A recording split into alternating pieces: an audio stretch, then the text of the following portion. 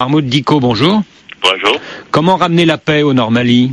Je crois qu'il faut commencer par la solution politique, le dialogue. La libération de 160 prisonniers de l'armée malienne par le mouvement rebelle Ansardine, est-ce un bon signe? Nous pensons que c'est un bon signe, qu'aujourd'hui ça montre en tout cas une disponibilité d'aller vers un dialogue. Quelle que soit la nature de la revendication, je pense que nous pouvons trouver une solution.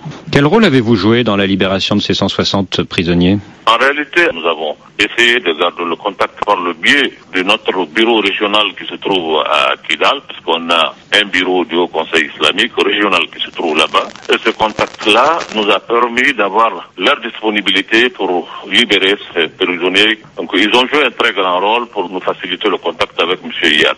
Alors vous parlez de Iyad Agrali, le chef du mouvement Ansardine. Quand le mouvement dit qu'il veut appliquer la charia sur tout le territoire malien, qu'est-ce que vous en pensez? Je pense que c'est une revendication, mais la réalité est tout autre. Mais vous, en tant que chef du Haut Conseil islamique, est-ce que vous souhaitez que la charia soit appliquée sur tout le territoire ou pas? Vous savez, je n'ignore pas la réalité du Mali. La réalité du Mali, c'est que le Mali est pluriel. Il y a d'autres religions, d'autres croyances. Nous sommes obligés de tenir compte de tout cela dans notre Mali. C'est comme ça que ça a été tout le temps et nous ne pouvons pas ignorer cette réalité. Donc vous êtes pour le respect des autres religions et notamment des chrétiens? Absolument, absolument, absolument. Vous connaissez bien Iyad Agrali, le chef d'Ansardine. Est-ce que vous lui avez parlé ces derniers temps? Je le connais comme tout le monde, Iyad depuis 90, c'est les premiers qui ont commencé la rébellion. Je l'ai connu en 92 pendant la signature du pacte. Je l'ai rencontré une fois pendant la visite du grand imam de la Mecque à Kidal. Ici, je le vois dans les mosquées. Mais il n'y a pas de relation très intime entre nous, sauf que, on se respecte mutuellement. Et ces derniers temps, le jour où il est rentré à Kidal, j'ai essayé vraiment de le trouver pour pouvoir le dissuader et à faire plus preuve de retenue pour vraiment ne pas entraîner le pays dans une situation de chaos.